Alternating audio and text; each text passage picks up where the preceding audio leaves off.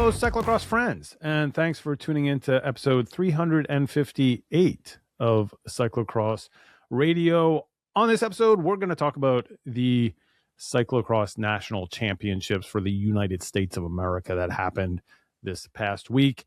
I think we'll probably spend the hour on that. We also can answer your questions in there. We're not really going to get to Namur, but I think both of those races were worthwhile. So if you have the capability to watch them, you should. I think, Boedi, Flow Bikes is putting them out or UCI puts them out into the world after a few days. Is that right? Well, I don't know. I have Flow, so I watch. Oh, you I have watch the subscription. I do. Yeah.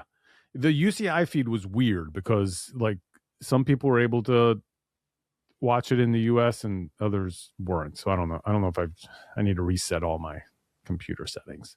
But I feel like I'm still overseas or something. Anyway, that's we will get to all of that. Before we start, as always, want to once again remind you that Cyclocross Radio is made possible by our friends at Hammerhead and their computer, the Karoo. Here's my question for you. You already know this one. I already gave you that. I want to see. This is going to be your cognitive test to see what how your memory is. What is the Karoo? Well, it sounds like some sort of antelope, but I'm going to guess it's an arid desert region in South Africa. Wow. Yeah, that's exactly what it is. There's the Great Karoo, and then there's Little Karoo. Okay. I think there are three different Northern Cape, Eastern Cape, Western Cape provinces of Karoo. Yeah. It's mostly dry with low rainfall. Here's so we know Karoo now. Here's my question for you. How many species of hammerhead sharks are there? Well, there's the hammer nail, the hammered. I want to say there's 4 hammerhead species. Yes, there's 9. Okay. There's 9. What? So they got the big head. What is their unique adaptation? The eyes are on the end of the sort of the hammer. Yeah. Which is, yeah. So they are like the original 360 cameras. They are. That's true. Yeah. They can see above and below simultaneously. And their head is packed with sensory organs called ampullae of Lorenzini, which detect electric fields from prey. Yeah, that makes sense, right? Yeah. That's how the fish work. Huh. It lives about 20 to 30 years, which would be amazing if your cycling computer also did. I can say that the Karoo has lasted me years. I actually just got an updated one, but I was going strong with the Karoo 2 for several years. And the main, now that you know all those facts, the main takeaway from this on the fly conversation about those 2 words is that our deal with Hammerhead is still going on, in that if you buy the Karoo and you go to hammerhead.io, you take the Karoo and you do what with it, Boedi? You put the lotion in the basket. You put it in the basket, and then you get the heart rate monitor. What do you do with that? You put it in the basket. You put it in the basket, and then you use the code CX Radio, CXRADIO, all together, no spaces, and you put that into the coupon code or whatever they're calling it there, and then what that's going to deduct the cost of the heart rate monitor from your total. So basically, we're going to buy you that heart rate monitor for you. You buy the Karoo, we'll get the heart rate monitor. Use the code CX Radio at hammerhead.io. Should we get into this, Boedi? Yeah, I mean, put it in the basket or you're going to get the hose again. Yes. Yeah, let's get into CX Nats, Bill. Yeah. We're back in our respective pits. Yes. Folks, if my audio is kind of bad, I apologize. As we know, the ongoing construction is happening and my office is empty. I had to bring my desk in here and assemble all my devices, and so it's a bit reverby, a bit echoey. So I apologize at the front for that. But Bill, did you have a good trip home? Yeah, I did. I had a 7:45 a.m. Ooh, I was 20 minutes away from the airport and nice. had to, fill the rental car up with gas, and left a little later than I wanted to. And I like to be places early, but I think I left a little before 7, dropped off the car, and from the rental car through security to my gate was like 9 minutes. Wow. So I still was sitting there for like 20 some minutes. That's amazing that you could even check your bags that late. Well, I didn't Like, have to check a bag. well, That that's was right. that was that was my whole. I successfully carried Right. on my 2 bags. It was great. I'm actually for anybody that cares. I explained a little more in a CX Harris bulletin post that hopefully will be up by the time you see this. I'm doing 2 posts, Bodie, 2 nationals posts. I was going to do one, and then I got bogged down into numbers and stats and things about just nationals in general and races and race starts. So I'm going to just do photos for nationals and let people and celebrate that, and then we can go back and nerd out on the other stuff, but which some of that I'd love to talk about here as well. But before I do, how about you? How was your drive home? Well, let's even back up from there. How was the after party? Before we get to the event, let's talk about the after party. The after party was fine. It was chill. It was very relaxed. I was waiting around for the start of the party after the race. I was like, I'm starving, and I'm like, I almost like fell asleep in my hotel room. But I went there and had a pizza and had a couple beers and chatted with all sorts of good folks, from spectators to people who work at USAC to fellow media people. And there was a little podium champagne ceremony outside with Lizzie, her boyfriend Tom Scott, I believe, who also won, and then Lauren Stevens. So they had, they had all the bases covered: the collegiate, the What elites. did Tom Scott win? One of the collegiate, maybe Did a he? relay? Was he in the? He might have been. Marion might have won a relay. Yeah, like a mixed relay, or relay. Yeah, I think that was it. Because he's British, so he's not racing. Right. Yeah. And if it wasn't Tom's, trying to get some of that Canadian glory in the he really is. He's ranks. taking it from the Canadians. Yeah. What are you gonna do, Canadians? You got these Brits coming over here taking your collegiate medals.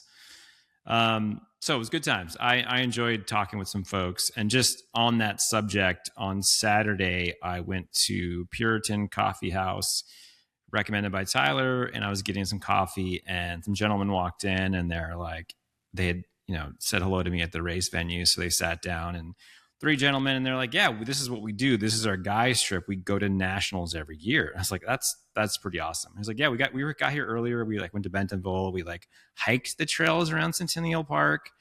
I was like, all right. It was like 11 o'clock. And so I was like 10, I was drinking coffee, and they're like, we're going to get some beers, because they all sold beer. And I was like, all right, cool. It really is like you guys are enjoying the space. But I thought that was really cool that these guys, and they're like, yeah, we've gone to all the nationals for, I don't know, 10 years now. And then they were at the after party too. And so it was a common theme, which I've heard all this year. So many people who are really love the sport and who are really devoted to it, and are just like, why not everybody else? And I'm like, that's a good question. It's $1 million question. And everybody has ideas about how they want to bring people to their races. And I'm like, that's awesome. You should do it. Like, if each person does this one thing, doesn't have to be this one huge grand gesture, because if that doesn't work, then you're back to where you were. But it's like that small incremental steps of bringing your community back, or bringing them in, or showing them something new. And so that party, to sum it up, was good. And I enjoyed myself, and I was out there fairly early, and on the road the next day. Good. How long did it take you to get home? 10 hours. 10 hours. All right. Which is too long. I'm too old for that. I hear that. It's a lot. And you do traverse the Mississippi Delta, both the Arkansas side and the Mississippi side, for a long stretch in the middle there. No interstates. It's kind of cool. If you've never been in that area, it is kind of unique. But yeah, glad to be back home and looking forward to watching some bike racing in Europe. Yeah, for sure. I guess I will be heading You'll out be there there. on Friday. So I fly out Friday afternoon, get to Brussels at 7 something in the morning on Saturday. We'll pick up a rental car. Can't get into my place until 5, I think, but it doesn't matter because I'm going to pick up a rental car and drive straight to Antwerp and go to the race, to the World Cup, Antwerpen. That's cool. Yeah. So that'll be a good Right day. into it. Yeah. And then right into Coke Cider the next day and on from there. And you're off. Yeah. But that is getting ahead of ourselves because we have nationals to talk about. Let's just start here. I think the best thing we talked about this in our Instagram. They're not stories. What are reels? They're reels. Yeah, that we did posts. Reels. But let's just talk about the course because we saw the the maps, and we had Tyler out there, and he sort of described it last week to us. But just to be able to see it, I think that I think the quote that was going around that I just kind of got from Darren, the course designer, was, it's not the World Championship course, it's better. And I think that's true. I think that 100%. was an apt description. I think that they, by taking out the long descent into the woods with the switchbacks and the power line climb, and using the steps and the big hill in the middle of the venue better, and then just using all of those little knuckles and knobs and levees, and hills, dikes, just really made this a much better course. And what I was thinking about, Boedi, that we didn't experience, and that we didn't really talk about, is that all of those features that that a lot of people are dismounting and running, but like the knuckle, because it was faster, even though there was a ride line around it, and all of those just up and arounds, and they did a really nice job using the off camber, going up and coming down at odd angles instead of just up and straight down, which is a very American thing to do. Really having that Euro feel to how all of those corners worked. Just think how that would be, because we were like, if it rains, it just gets heavy. Not for those features that are all dirt. If it had rained, that would have been crazy. Yeah, I was thinking the same thing. I just rewatched the women's elite race, and I was, even from the broadcast view and the drone, I was like, this is a really good course. I think they were actually at the knuckle. We'll call it the knuckle, and I heard Ellen Noble say this on the broadcast, there's actually just a rock underneath that. And you could kind of see that, like, when the dirt was getting scraped away. Yeah, if that was wet, that would be kind of an insane feature.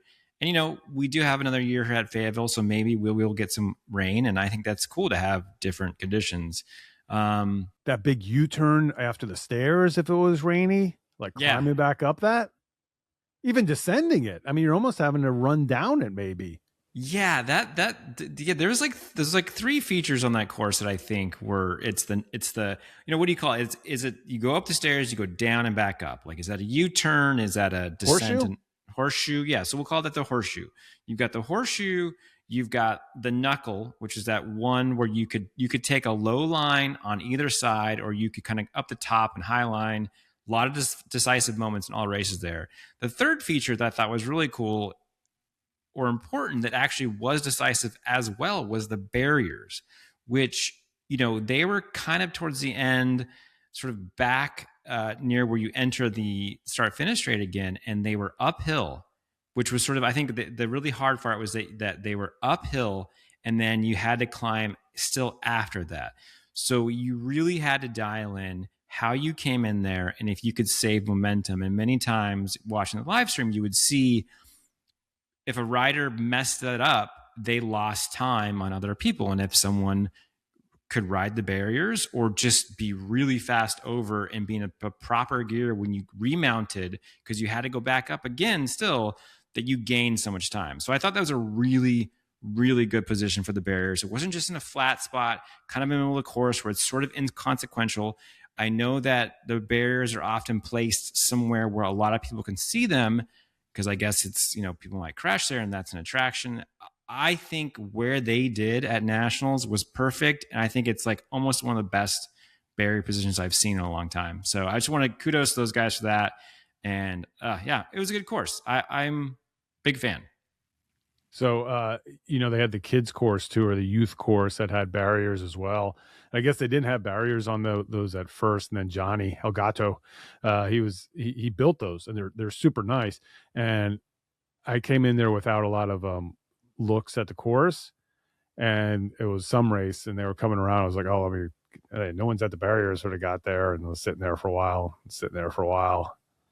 and it dawned on me that it's not the course. That's not the course. They're back in the woods. I was like, it's really weird they didn't put any like banners or anything up around the planks. Yeah, but yeah. So I had a good laugh at myself. Yeah, and then there was no little Belgian sign. Quickly found the actual uphill planks. But yeah. So I think overall, I think it was good. I think it was a good use of that space, and it was exciting to see it in a different light. It still had the power. It used to be like such a power heavy course, but it still had long power stretches to it. It did. You had basically from the planks all the way to Stonehenge, down the starting stretch was a power stretch to get to the planks, going from pit 2 to the planks. Big power section. Nothing technical in there. It was just like you had one turn, but you could really. I mean, that sort of a lot of gaps are open or closed down in that section. There was one section after the stairs and all of that, going around the pond and back up. That was another one.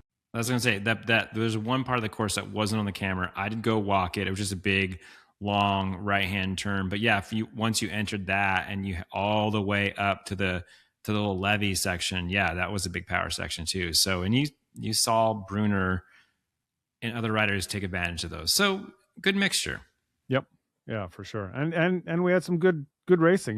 We talk about Bruner. I think that race among our elite, not our UCI races, I think there was the men's elite was decided pretty early. I think U23 men, Henry Coote, he got out there, didn't he? Yeah, lap 2, he pretty much had the winning. I mean, he opened the gap and never looked back. A lot of our other races, though, were pretty good with a good group out in the front. Yeah. I mean, do you want to start with the first UCI race, the women's junior? Yeah, let's do it. So yes, also just worth mentioning, two different sort of not conditions, weather. I mean, maybe not. A little bit warmer on Saturday. It was overcast. We even had some sort of light mist that almost felt like it was about to rain, but we were getting kind of wet at the end. But I think it might have been at the high of the 50s on Saturday. Different, much colder on Sunday when the sun was out. So it was nice to have that. Was a little bit different. But yeah, and the juniors women's race, I mean, we had 3 riders really sort of battling out, but Ada Watson went out really, really strong, really fast. And she opens up a gap, and then it's sort of who behind her is going to sort of, are they going to bring her back or not? And we saw Kira Mullins and Tessa Beebe really sort of battling through, and then those two were chasing down Ada, who seemed to have an issue. I don't know exactly what happened, but I watched the stream again, and it was like body language completely changed, and she looked exhausted. I think coming off of the that first stone bridge, I think she may have gone down there, and then I just think that she wasn't feeling very good during that race, and it just kind of caught up with her. And you hear this throughout the day, and I always find it interesting. I mean, maybe sometimes it's true, but I just feel like when athletes are at this level and they've been racing all year long, they kind of are really they know their bodies, they know what they can do, and they're really good at meting out their efforts. So what I kind of do some eye rolls sometimes about, oh, they just went out too hard, and then and you'll hear that from announcers and everything else. Oh, they went out too hard and they're dying now. And I'm like, well, if you've seen these people, and not just Ada, throughout the line where they're doing this all year long, it's like you have good days, you have bad days. Sometimes things happen, but so I don't think it was necessarily a case of going out too hard. That seemed to be some of the criticism there, but I didn't see that. I saw it just not having a great day, possibly going down, and that just kind of making things even worse. But that's not to take anything away from Kira Mullins, who we saw kind of find her form throughout the season and build into this. I think seeing her like at Kings and where she's racing in the mud and doing well there, and just from that moment on, just was steady and put together a great race. I think Tessa Beebe, this is a course that really set up well for her as well. I mean, she's a powerful rider. Was able to see her racing in Europe, and kind of, I think that was probably a big confidence builder for her, just being able to race with that competition and then come back and being able to race from the front again. So yeah, good race from all of them. Yeah, just a couple more things on that race. I want to give a shout out to Tessa Beebe, because I thought she was a really good technical rider. And my note I made about that race was transitions were so important. Like, if you're dismounting for the knuckle, your ability to get back on your bike quickly and keep the momentum was important. We saw towards the end, Ada really was sort of losing that momentum. But Tessa Beebe, like on the horseshoe, like did a really cool line I hadn't seen, and like did 2 pedal strokes up the other side and jumped off, lost zero momentum. And I was like, that's what you want to do there. It looked like Kira kind of let her chase Ada down, for a big part of the race. And then when they caught Ada, I think Kira was like, I noticed that Ada was not necessarily going as fast as we were. And so she attacked her and rode a really clean rest of the lap. If it's kind of like racing tactics 101. If you catch a group, you don't sit on. Yeah. And that's exactly what happened. And it was, again, it was right before that stone bridge off of the start, when they were turning towards pit 1, and she just ramped up on that straightaway and just went right by both of them. Yeah. So yeah, really, it was cool to see, like you said, it was cool to see Kira just kind of almost just like find her form in the season, almost in that race where she's a little bit back in the beginning, and then through the race rode through, made one good effort, and got the gold. So congrats to those junior ladies. Fastest, and this is going to be a theme that we're going to see throughout these results. Fastest lap of the day was Kira Mullins. She actually tied it, but fastest, she did the same on lap 3 and lap 4. The last 2 laps, you had the 2 fastest laps of the day. So, that's how you win. That's how you win bike races, Boedi. You go fast. You go fast at the end. Yeah. Do we want to stay on this day, or do we want to jump to the other junior race? I say let's just go through the day. Okay. Yeah. So yeah, next up, the U23 women. We talked a lot about this. I think I mentioned this because we talked a lot about Kaya and Mia. Yep. And then this was one. This was a race that we had kind of highlighted as one that we were really looking forward to. And then it's not that we weren't aware of McKenna and we hadn't talked about her before, but I think we put a lot of emphasis on those two, and she really came through. I mean, she won the race, but she was hard charging all day, and it was all 3 of those races were together the entire race. So it was like, it wasn't like she just bested them right away. It was a tight, intense battle all day until the very last lap. So, but it was a, I don't want to say an upset, but it was fun that like there was a little bit of a spoiler. People were like, "Oh, we knew." I'm sure everybody's like, "Oh, I knew McKenna was going to win." Okay, I know. I'm just saying, like, yeah, maybe we got the narrative slightly wrong. Yeah, I was going to say, I was one of those people. I kind of had her as okay. There you go. one pegged. Good job, to be Bill. up there. Thanks. Good job. But no, she was definitely the party crasher for sure. You know, we were looking forward to this rematch between Kaya and Mia after Pan Am's, and this is, I think, the thing that stuck out for me with this race, not only just the great racing between those three at the front, was that the marquee feature of this venue, just from a just when you're looking at it, is that those stairs, that enormous staircase. Does that ever really come into play in the races?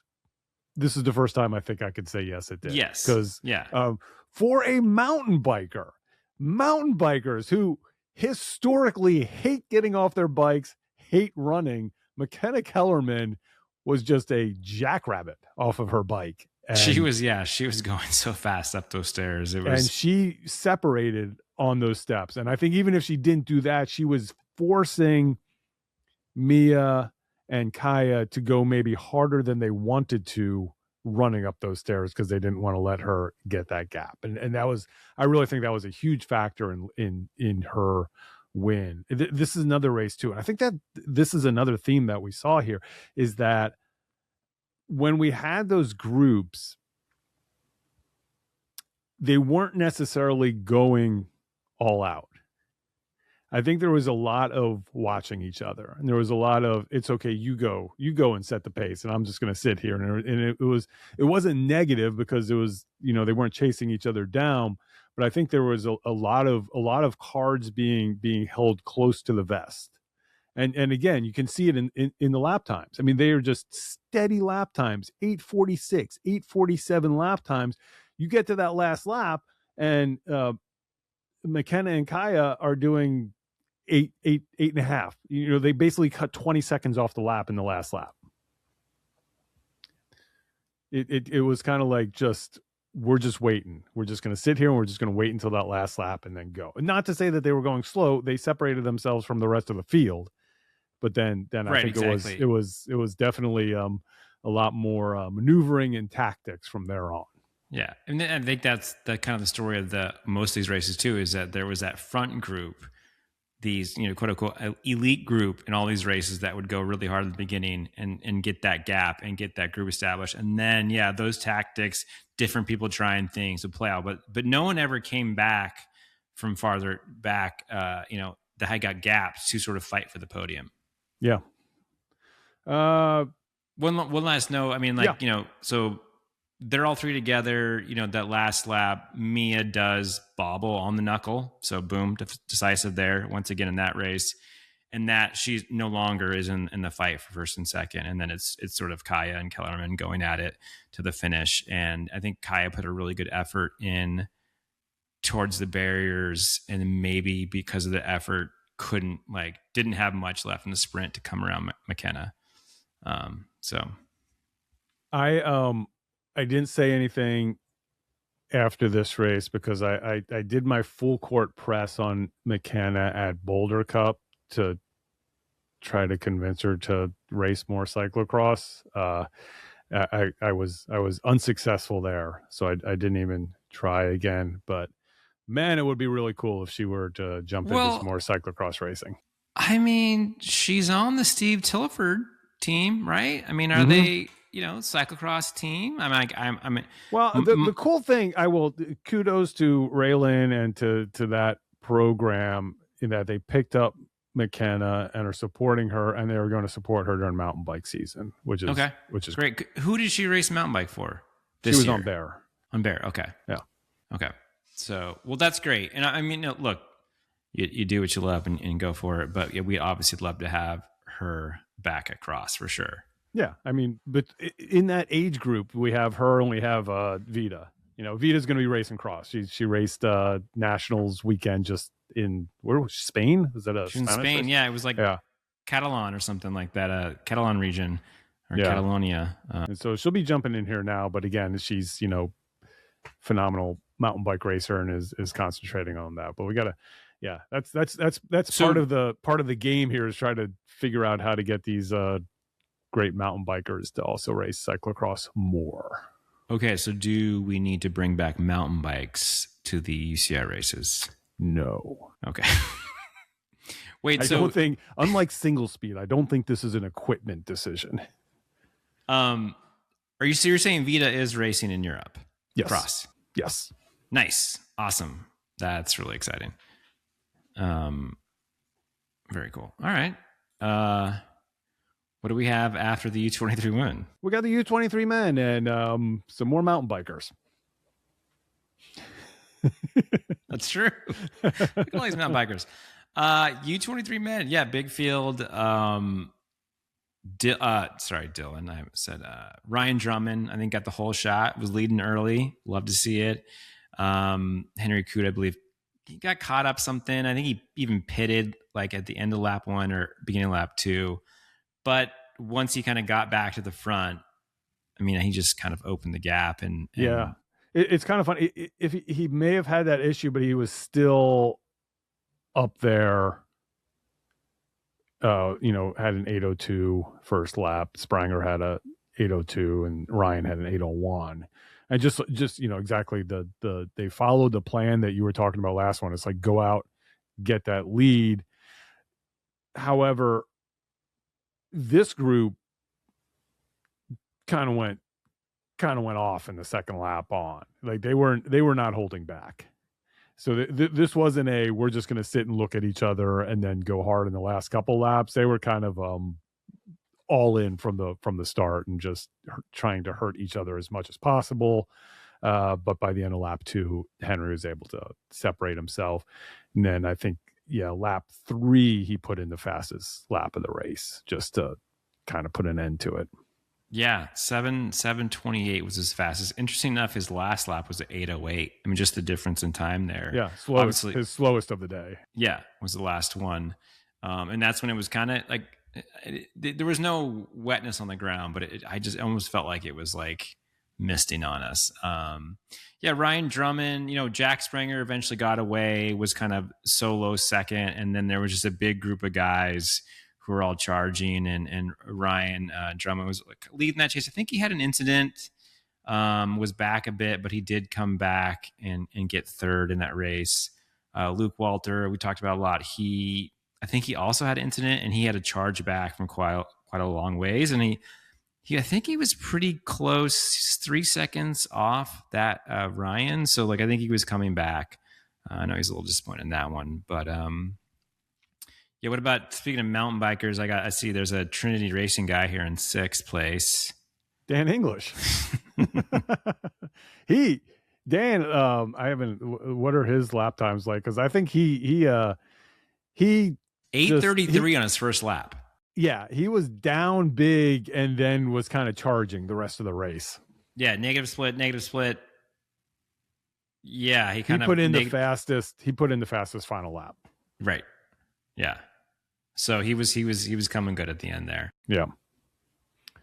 Yeah, it would have been interesting to see if he had been near the front, because I think he is on. Well, he had a great mountain bike season. I think he's on some good form. Henry, who won this, is coming off of a pretty significant crash and injury, and I think was chomping at the bit to get back to racing, and still has that form. He's still. He is the definition of reckless abandon. Henry? And, yeah. What did you see? He is on the he is just on that line between in control and out of control, it seems like, always. Okay, I feel like that's kind of where you want to be. Yeah. But maybe he sways to the wrong side of that more than you want to see.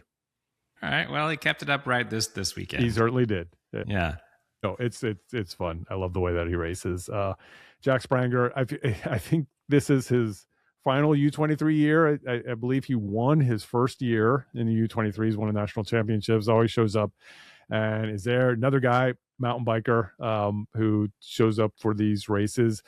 I think we had more Colorado Mesa University, CMU, mountain bikers on podiums in this elite races than any other possibly team. I mean, McKenna, I think, is a CMU also. So that's the school you want to go to if you want to race cross. Or, well, to keep your scholarship, I think. It's part of the itinerary. You got to keep them racing cross. Oh, is that how that works? Okay. All right. So yeah, Springer's 4th U23. He won his second year. Second year, okay. Yeah. And then so Henry Coote, 2 years in a row in U23. Do we think he races up next year? I mean, I hope so. I think we pressure him to. Yeah. I think we are well within our rights for what we've done in the past to start campaigning now for Coote to race. I think he will. I think after you win 2, you just kind of move on. And that makes me wonder, has there been a rider who has gone through and just like, I'm going to fill my plate in each category, just like as many juniors, 2 juniors, 4 U23s, and then the elite? Nothing against it. No. I mean, if that's where you're supposed to be racing, that's where you're supposed to be racing. But I do like that, again, I have no issue with gently nudging people ahead because I think that Henry Coote could be up there fighting for a podium in the elite. 100%. I mean, he's already won elite races. Yeah, and like, look, I mean, yeah, he could. I mean, he could win next year. I mean, who knows who's going to show up to nationals next year? He could win that elite race, and we've saw women in this year racing up from very young age and fighting for the podium. So, yeah, Henry, we'd like you to race elites next year. All right, let's move to Sunday. Yeah, Sunday we had started the day off. It was very chilly, but the sun was out. It felt warmer. My mood it was not a bad. Everybody was worried about the cold. It was not that bad because it started in single digits and worked its way up from there.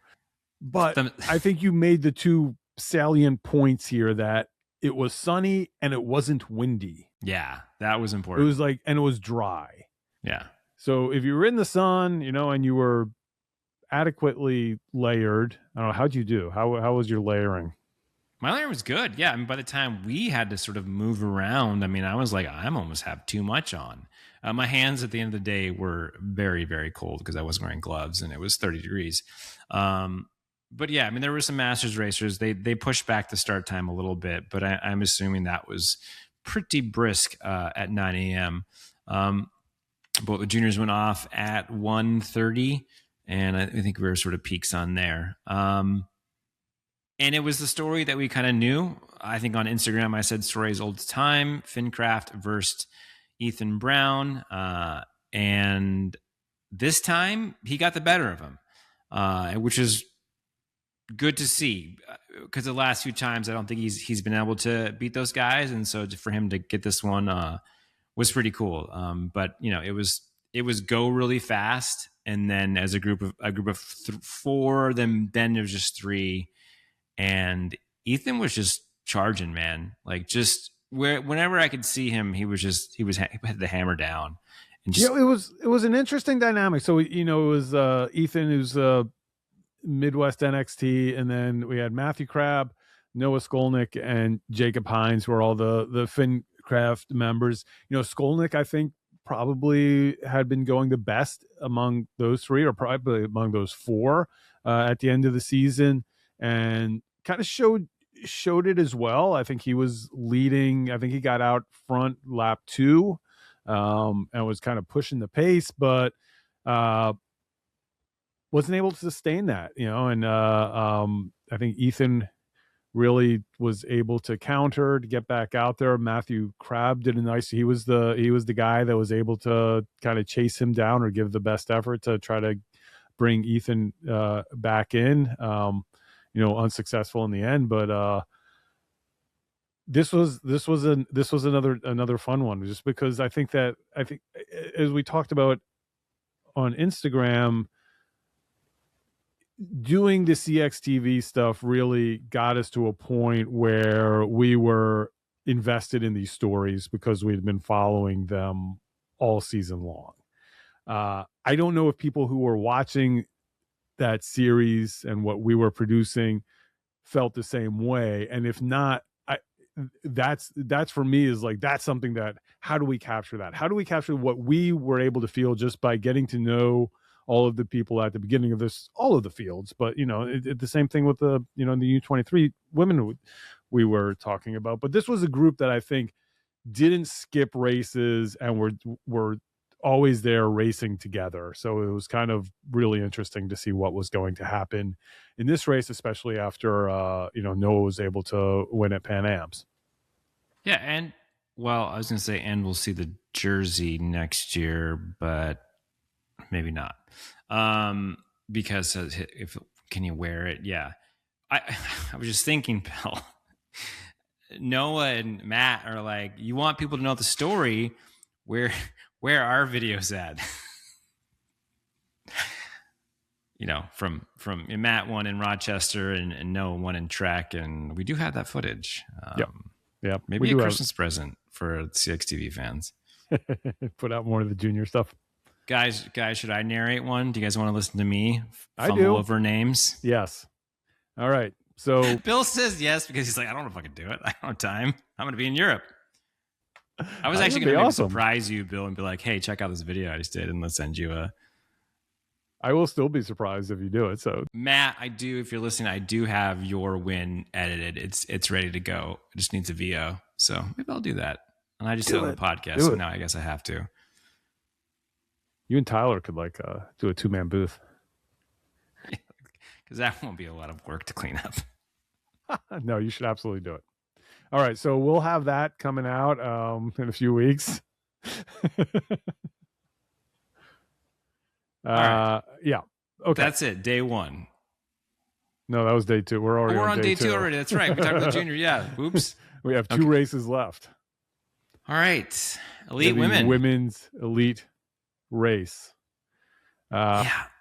Our favorite coming into this was Lizzie Gonzalez. Yeah.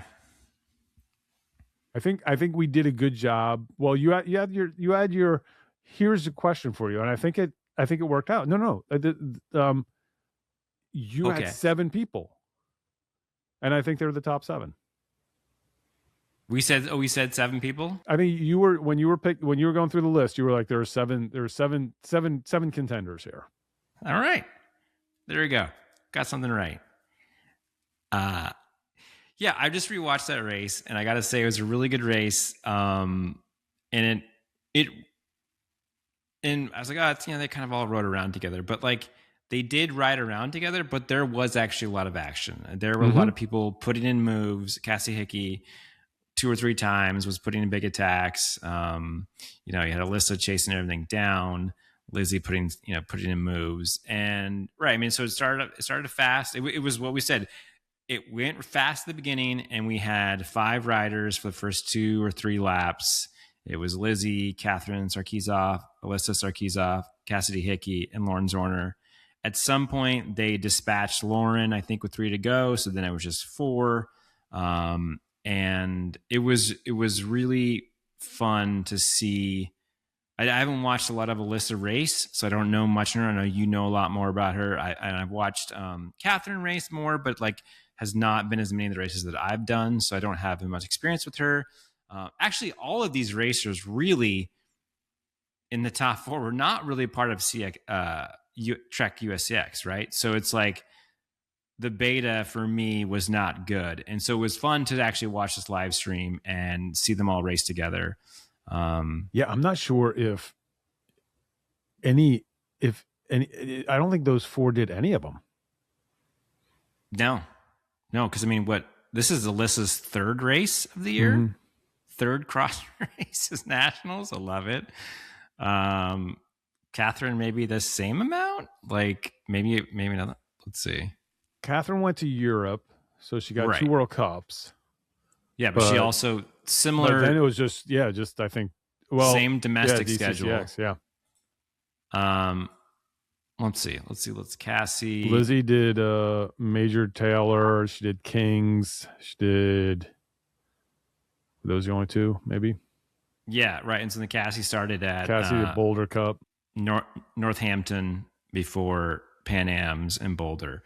So yeah, shortened season for them. So anyway, my saying is that like it was fun to watch these all riders go together and kind of weren't really sure of how they would do.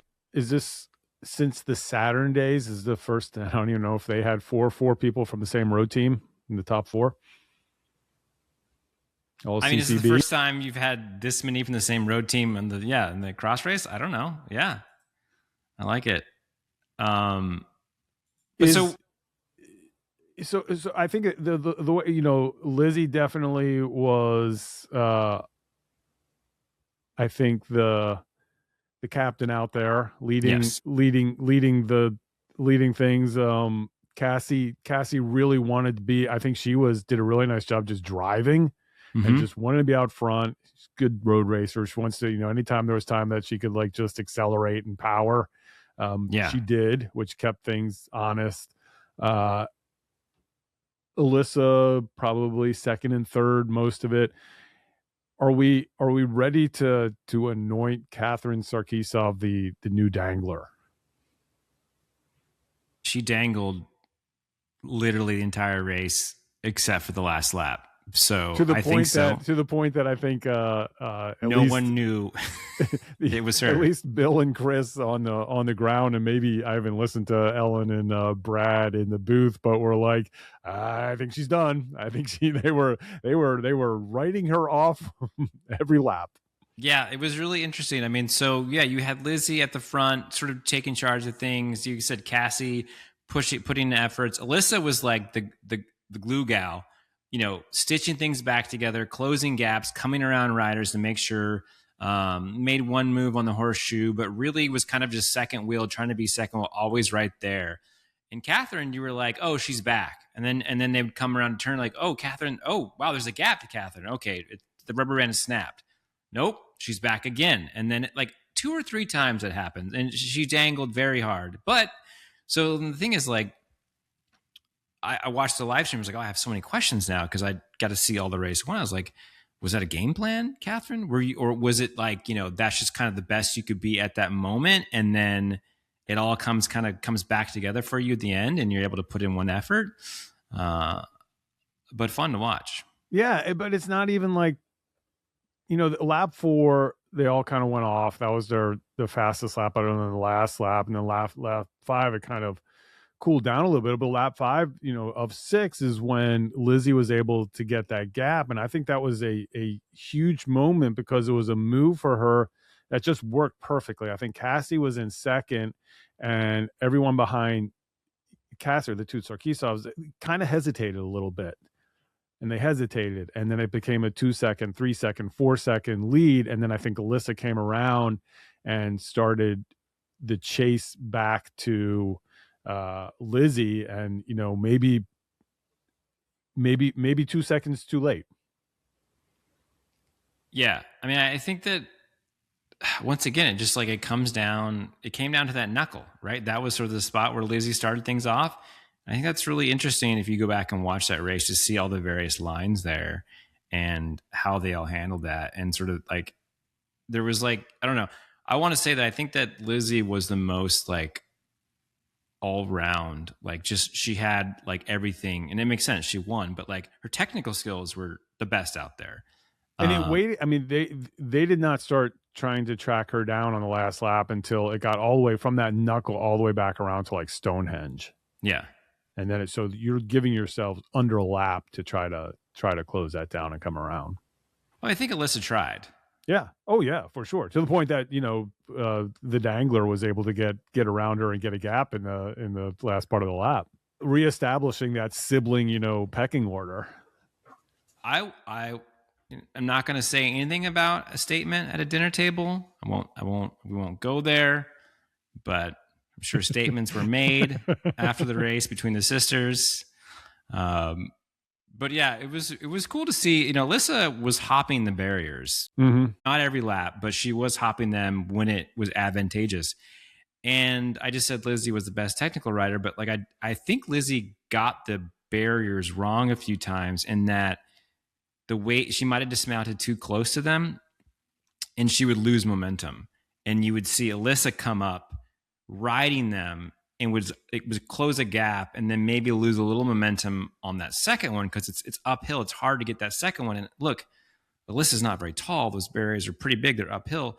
But because she was in the pedals already, she could, pedal away. So yeah, that was really cool to see that all like play out around those barriers. Taller than her older sister. That's true.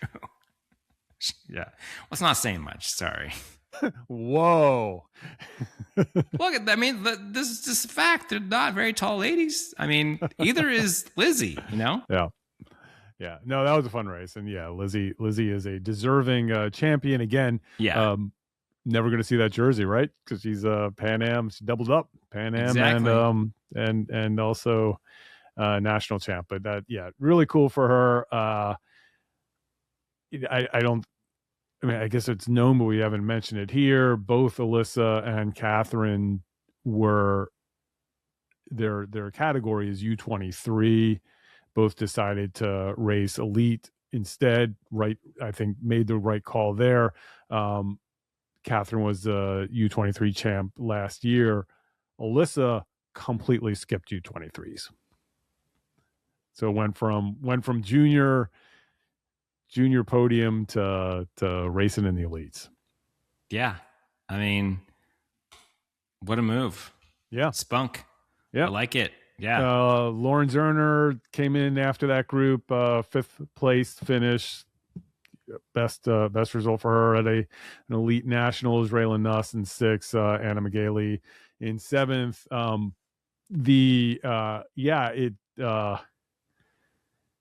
We're kind of missing an age group in here, Boedi. The late 20s? Yeah. The mid 20s? Yeah. I mean, you look at the first 5. I mean, Lauren and Lizzie are the oldest at 22. It's a very young wide angle podium there in Elite Nationals. Anything else to note in this one? I think that's it. I mean, question. So if you win nationals, but you have a Pan Am jersey, do you still make a nationals kit? You just don't ever, because UCI I don't know. I feel like you got to make have the one that you won. Yeah, I mean, train in the nationals kit. Yeah. I'm sure you get one made. Suppose you're not allowed to warm up in your nationals kit either. Yeah, that's a bummer. Yeah, who knows? Let's go back to the combo jersey. I think if you win them both, you are allowed. You get a what is the word?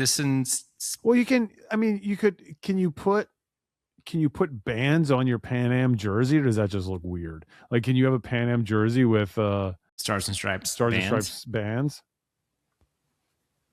Let's see it. Well, I mean, if Andrew, would have raced and would have won it, maybe we could have got a goldenrod to mock it up for us. Yeah, that's true. All right, our men's elite race.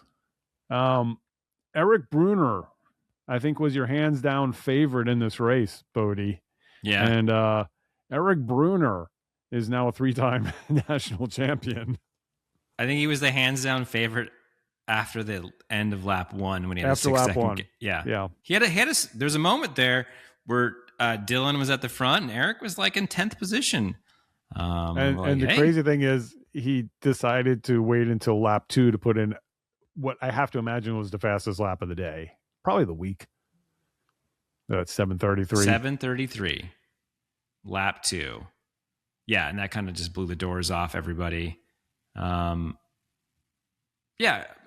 I don't know, like what, in this race, like what other stories. I think Bruner won it. He looked really good. I don't remember seeing any sort of bobbles or any mistakes. He looked peak Bruner out there. When we were doing our pre-race reel, what was the first thing both of us kind of said to each other after we stopped recording? We forgot somebody. Who was that somebody? The guy who got second. Ivan Sippy. Yeah. We were like, we didn't say anything about Ivan Sippy. So wait, I was thinking about that. Did Ivan Ivan raced at Boulder, right? Okay. Yeah, and Got second both days. Got to Eric Bruner. Yeah, exactly. And Because I feel like we had talked. I think Jack Spranger was third. Yeah. We had talked about that, and you're like, oh yeah, well, I mean, he lost to Bruner, so. But I feel like that sort of made me not want to talk about him during the reel. But then, I mean, I don't know. I'm trying to think of excuses. And then the guy that I thought we were, our dark horse of the day, Boedi McDonald, who just we know didn't come out of nowhere, has been racing cyclocross for a long time, but I think has kind of committed to it this year in a way that maybe he hadn't at the elite level before this. He was going all in. You have evidence of him going deep. Yeah, I mean, he was foaming, man. It was pretty amazing. Like, if you go back, I'll archive the stories and put them all up there for you guys. But there's a one shot. They're coming out of pit 2, and he's coming right at me, and I slow it down just so you can see the spittle goatee that he has, which you love to see. You know, people are going hard. I think that's like a badge of honor when you're just going so hard that spits all over your face, because it's like you're able to do it. Sometimes when you get to that amount of effort, you can't do it anymore. But he's pushing through. Yeah, they had a good Sippy and McDonald had a pretty good battle, I think, for most of the race. I believe at one point McDonald bobbled just slightly on the corkscrew after the knuckle, and Ivan was able to kind of get a gap and get some momentum there. And I think that's where it started to stretch out. And then I'm pretty sure it was just those two kind of on their own. Marcus Shelton, 4th place, who good race by him. Yeah, came back from a little bit farther, maybe 8th or 9th, and just kind of rode through some riders.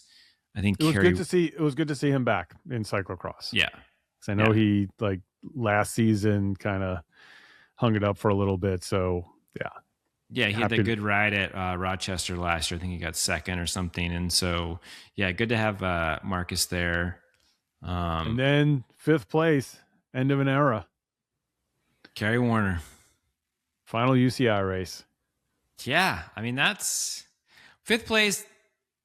Obviously, he wants better than that, but I feel like he raced really hard. I believe he was in 4th, and he bobbled. I think he bobbled on the knuckle, or maybe right before that. And I think that might have been the one mistake he had that sort of let Marcus get around him, or Marcus was chasing and caught him there. But yeah, I mean, pretty emotional at the end there.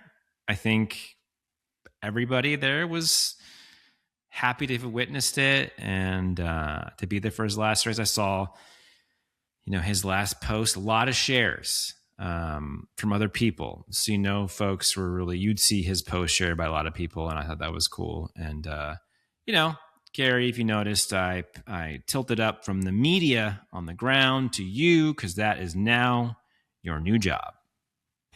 And you've been doing it currently. Yeah, you've been doing a good job. Wait, I got a quiz for you.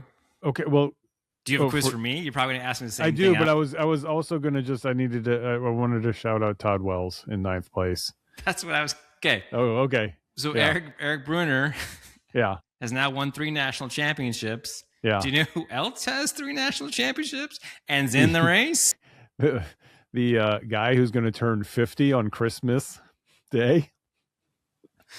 Todd Wells, 9th place. Yeah. So his son won like 11 to 12 or 10 or 11, I believe, something like that earlier in the week. Yeah, is it Cooper Wells? Is that it? Yeah. Yeah. Oh, that's cool. Maybe he's, now that that's how it goes, right? I mean, you're a dad. I don't know. There's like you bike race, then you have kids, they're young. You're a full-time parent and you're doing that stuff. And then at some point your kid's like, oh, bikes are cool. And then you get to go to the bike races with your kid. So maybe, I don't know how much, if Todd Wells is racing Masters Cross or getting into local races, but kind of cool if he, this is not an experience I had. No. Okay. But I think it is for him. I think it is very cool. And I think it was awesome that he got top 10 in nationals. It's pretty darn cool. Yeah, it's really cool. And he decided to jump into the elite race also with I believe not a lot of them. I think he raced Boulder Cup as well. That might have been his training for nationals, and to still get a top 10, that's something special. Yeah, I mean, well, you've got all his years of experience, but then you got Dad Watts, right? Yeah, old man power. Old man strength, Dad Watts. Just yeah, that's cool. Yeah. All right, we got a lot more I want to cover. I don't want to go too long here. I think again, I think we had a good time at nationals. I think that one of the things that was being chattered about a lot at the venue was it didn't seem like there were a lot of people there. I mean, it depends. I think that if you were around the steps and the stairs, they had a good job. Spectator wise, they're definitely, there were places you wanted to be a spectator, which was good. There was no one on either far side of the course. There's absolutely no one there at all. That was my kind of subjective look at it. I was like, ooh, it doesn't seem like there are a ton of people here. So I wanted to really kind of dive into the numbers of how nationals has been doing over the last so many years. And it's something that, I'm going to hopefully get into more of on the bulletin, the Substack. Yeah, I've been there. It's a good one. All right. Should we quickly get to these questions? Yeah, let's do it. Find it here. Oh, I'm getting a lot of comments because you saw that the hit squad has ended, right? With Keegan officially now on Specialized, with Sophia, Tobin staying with Santa Cruz. So so the hit squad comment on there saying that Cyclocross needs the McTubbin Revenge Tour, which got a lot of support for that. So this is the beginning of that campaign as well, to pressure Tobin to do a full cyclocross season. And this is why he raced his one race this year, CX, to get points for next year. So all the dominoes are falling in place. Let's see. Dolomite, was the CX Nats course sufficient for a Nats course? Yes, I think we talked about that. 100%. There was no sand. Someone asked me that on the venue. Yes, no sand. What will you miss most about Carolyn, Kerry, and Kenny? Jackrabbit 49er. I just think the presence and their energy and just making the sport fun, and we need more of that. And just I think that cyclocross is at its best when it has characters. I mean, 100%. Jeremy Powers was a character, and I think that that's what made it so much fun when we had Behind the Barriers. So, we had Carrie's vlogs, right? That was a driving thing too. That brought that to people who weren't the race. And Caroline in person has so much energy and super fun at the venue. We'll definitely miss it, and we'll miss Sherm too. Yeah, that's it. I think we need more characters. I mean, even like when Anthony was racing, it was up there in the front. It just, we need that. We need the Carney vibe back in cyclocross. That's what we need. Oh boy, the big question from Zach Niemeyer: how do we bring the MTB and gravel people into CX? Both are huge out here in Utah. I don't know. I want you all to tell me, please. We need to figure that one out. Money? You don't think that there are people out there that can make more prize money racing cyclocross than they do racing gravel right now? You think they can? Yeah. Than racing gravel? I think so. Well, I mean, I guess, I don't know. I assume gravel comes with the sponsors and that money there. I don't know what the payouts are like. I guess I'm saying that what brings anybody anywhere is money, right? I assume, and I could be wrong, but if there were huge payouts at cross races, that made more sense. I think it's also, if you have a sponsor, there is pressure to do gravel. Right. Yeah.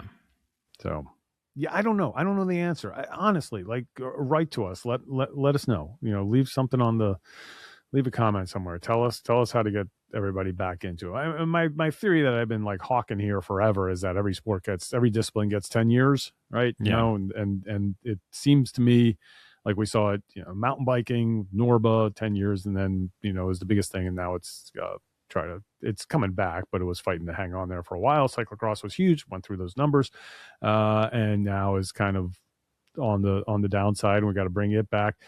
Gravel is kind of coming to the end of its 10 years. I was going to ask, when would that 10 years be for gravel? I think it seems like it's like when Unbound and all those races have been going, I think, at their top level for at least 6, 7, 8 years. Yeah. So 5th year of lifetime. So yeah. Mad Dog Hannah, is Shermie the Beagle still going to come to races? I don't know. We gotta check with his people. Yeah, I mean, depends on custody, but maybe we'll see him at some. Benjamin LS is single speed keeping Cross alive. Hot Rock Lobster, Crosshairs U35 Devo, and all of Mabra. I think it's certainly keeping the vibe alive. It's keeping the vibe alive. I think Bruce Buckley's race, Cap Cross, had 80, 90 single speeders between the men and the women. I know that in the Pacific Northwest, they're getting at those races we talked about. They're getting like over 100 in there. So maybe is that the answer? What are your dream host locations for future Cyclocross Nationals? I've never thought about that. I don't know. I mean, mine is Washington, D.C. with somebody else as the race organizer. I feel like I had a good idea for this and I've forgotten it. New Orleans, obviously. I could make a course. I could find you a course. It would be flat. AJM Health. Is there a specific guideline for USA Champs kit? Recent winners have had lighter blue. Yes, there is. There's a template. At one point, you had to send your kit for approval for USA Cycling. You still may have to, but they don't seem to enforce that anymore. Some years they were just enforcing the hell out of it. Some years they were letting Rock Racing and everything else go, and I think we seem to be fading back into that range of anything goes. But yes, they're supposed to be everybody's when people have like the classic national jersey, national kit, champions kit, and everybody's like, oh, that looks great. They're just following the template. That's what that is. That's what it's supposed to be. And then when everybody like goes away from that, is like, I don't know what's going on there. I mean, you know what? I was really into when they kind of got more stringent and it was look classic and cool. I'm ready for the other side now. Let's get wacky with it and let's see how far you can push it, Lizzie. Christian Meyer .png, aka Goldenrod Designs. How did you both get into cycling? It's a good question. That's a long question. It's a long, yeah. I mean, like, what do you, Christian? You mean like I rode a bike as a kid, and then I was like a, ne'er-do-well on a BMX bike in middle school. Yeah, I grew up riding bikes. Always, it was, especially when I lived in Iowa as a kid, it was the mode of transportation, and it was awesome. I mean, you just go anywhere on your bike. But when and what discipline did you start racing bikes? Well, here I'll give you a quick breakdown. I was in Portland, obviously, and I was like, man, the fixie scene was huge, and I was like, this looks cool. I want to do this. Got one, riding around.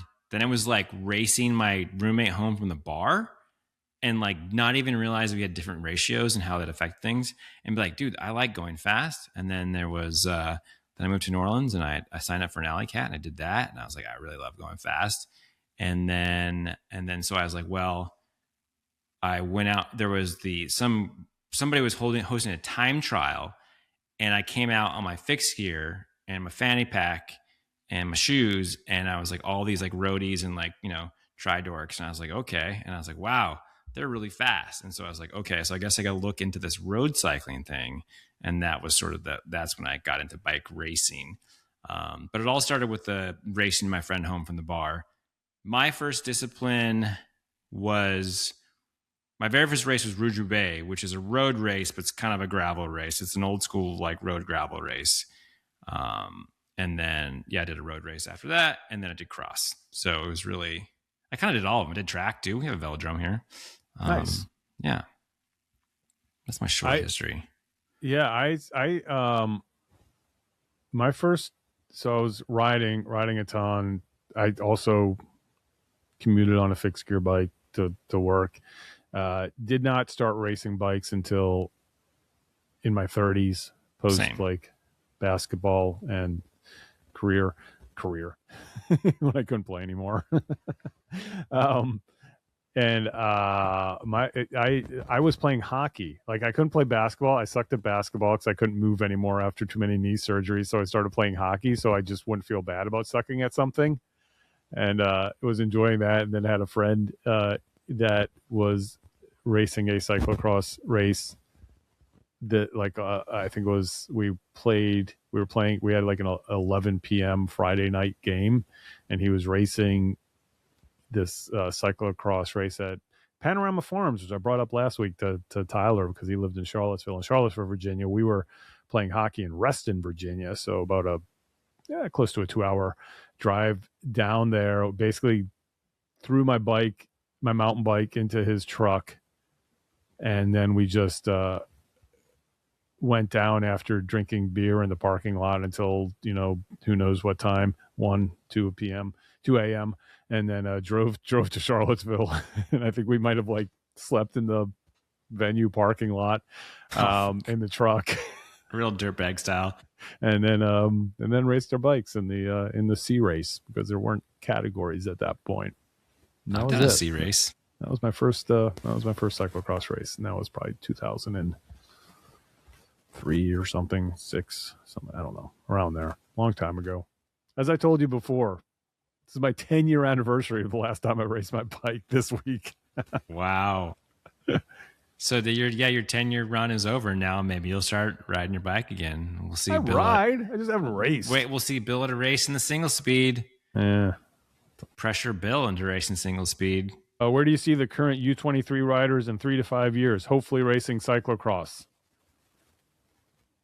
They can race other disciplines too, but I hope they continue to race cyclocross. That would be a good thing. We got a lot of talent out there.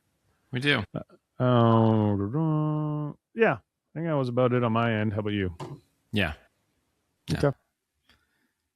I got a podcast recommendation. Oh, since domestic season's over, so you don't need to do your pre-race playlist. I got a lot of good recommendations from folks when I asked for them, but I found a few on my own. One is called Adrift. It's about this family that gets stranded at sea in the 70s and survive at sea for, I want to say, 30 days. It's really well done. They have the people. Well, you learn from the first show. Some of the people are still alive, so they're telling the story, but they're also reenactments and really good sound design, and it's kind of a wild story. So check out Adrift. And the other one that I wanted to recommend was the Wall Street Journal has a podcast, and they have one called, it's maybe they're one of their daily shows, but they did a 4-part series called Camp Swamp Road. And it's about it's essentially a stand your ground case after some road rage. And it's kind of goes into the ridiculousness of stand your ground laws and how it's not always as it seems. And in those cases, the person who defends himself is the victim, even if they kill somebody else. And it's a pretty intense story about the sister really investigating all this stuff and finding all this evidence. So if you like crime and investigative stuff, it's a really good one. All right. Since you did a podcast, I'm going to recommend a movie. Okay. Japanese film. Kiyoshi Kurosawa is the director, and it's called Cloud. Just came out end of last year. It's about resellers, like online resellers. Oh, interesting. Yeah. So, the people who wait in line like 5 hours before the store opens to get in there first when a new release is coming out and buy all of them so that they're sold out. And then basically it's like scalping tickets, but for stuff. And I guess, so this takes place in Japan with one of these notorious resellers. And then there's this whole online community that wants to kill him because they think he's, just kind of a jerk about all this and potentially fraudulent. So it's just like this whole kind of thriller movie about him being pursued by all of the people that maybe he has wronged in his reselling, from the people that he's buying stuff from to selling to. So yeah, it's a good fun movie. But it's fun. Cloud, I think so. Okay, yeah. Cool. Maybe not funny, but just it's no, it is actually funny in place. But it was a good one. So Cloud. All right. Did we do it? Hey, here's a little disclaimer. I may have mentioned races and stuff and said, hey, we talked about that earlier, and you may not have heard that because I felt like I was rambling a lot, Boedi. So I may be editing a lot of my my statistics talk out of this. But if it do and it doesn't exist there, then you can. It's all stuff I'm going to try to write about in the bulletin. Okay, look forward to that. And your packing. Your eye rolling was like, don't edit it, but. Well, I can't wait to read your latest Substack about how would you pack for this trip. Yeah, well, it's like all bets are off for this one. Although I do want to, so normally I will take like the big roller bag and then a camera bag and then a backpack. So my goal now is to get rid of the backpack. Okay. Like, I think I can, not to get too. So you're going to check one bag and have one carry-on only. Yeah, which will be my camera bag. Got it. Because I can put my laptop in there. I think I can put all of the cables and connectors and all that kind of stuff in the camera bag and batteries in there. And I really don't need the other bag. Part of it is also this time of year, hopefully I won't have to take two computers with me because sometimes I have to take like a computer just for my other job. I was like, wait, company computer. Yeah. If I can leave that at home, it makes things easier. Yeah, never thought about that. Two laptops. Yeah. Okay. Yeah, it's a bummer. It's not something I like to do, but gotta keep that. Cyclocross isn't paying for this health insurance. I can tell you that. No, not these days. Yeah, Fly Friday, and I will be in Antwerp. Hopefully, you and Tyler will be able to get together and chat about some Curse Spirit stuff. Yeah, we'd like to. I'm looking at the schedule now, trying to figure out when we can just pop in, maybe give some quick rundowns because we didn't talk about Nimrod all this week, and it's a 12 races in this Curse Period coming up, and it's a lot, and it hits hard and fast, and I'd like to throw my hot takes out there for a few of them, and I'm sure Tyler will have some good takes too, and I believe I am credentialed for 11 of them. Nice. What's the over under on how many I actually make it to? Oh. Okay, well, the over, if you're credentialed for 11, the over under. Yeah, I guess the over, the overs, there's not going to be an over. Yeah. Well, we could say the line is at 7. Right. I'll take the over. Over on 7? Okay. Yeah. Good. That's something to shoot for. Are you saying like you wouldn't be able to go or just like. No, I'm just like, well, because it's like land. And then go. And then go to Antwerp. And then the hard one is, which I'm going to, but the hard one is like, do Antwerp, and that's fine. I can do all that. But then it's like still first day in the country, try to get to sleep, but then have to wake up really early because Kokeside, I think, is my longest drive of the trip. Okay. Because from where I'm staying, that's like a 2.5 hour drive to Kokeside. So you're doing a red eye over so that you can sleep and you wake up and then you can start your day. Okay. Yeah. Yeah, that could be tough. So I'll do those two for sure, Antwerp and Kokeside. And then the first one that's like I don't even need to go to is like Plage or whatever it is, which is a C2. But I think that's the first round of Turbo Cross. So I gotta go there to see the Belgian YouTubers. Wait, so what? Oh, it's X2O. It's an X2O race. Yeah. So it is C2, but it's still a series race. Is Vanderpool may be doing that one? I don't know. I can't remember. I don't have a schedule. He may not be. Anyway, enough rambling. Yes, Boedi, I look forward to the updates, and yeah. All right, Boedi. We're jumping back in here real quickly because I forgot to follow up on a very crucial moment of Cyclocross Nationals after you went hard on Saturday. Did I? You said you did. I mean, I know that you put in your training camp beforehand. We talked about that. 1 day training camp. Your 1 day training camp. And then you were out there running around on Saturday. I did run a little bit. And then Sunday you were talking about, and maybe this was an equipment choice because you're talking about different shoes and how sore your Achilles were. Yeah. And you didn't want to injure yourself. And what I appreciated was that why was it that you were like, okay, we've got to be a little more cautious today and not injure ourselves or stretch your Achilles to a point that you can't walk because I have a golf lesson tomorrow. Exactly. And I just like how this priority shift has taken over. I respect it. Well, here's what I'll say is I was like, I can get through Sunday. Like I texted you Sunday morning. I was like, ooh, both of my Achilles are really sore. I might not be able to move around as much. And I was worried about that, but I was like, I can make it work. Like I'll figure it out. But I was worried about my lesson on Tuesday tomorrow because I paid a lot of money for these lessons and they're not cheap.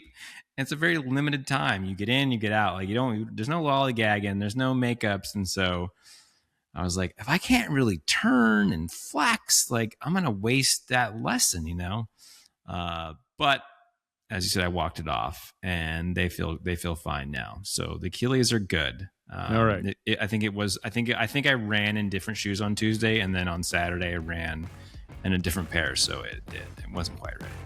Okay. Well, I look forward to the update on how that lesson went when you and Tyler chat about it. Oh, yeah. We'll get into that. All right. We'll see y'all.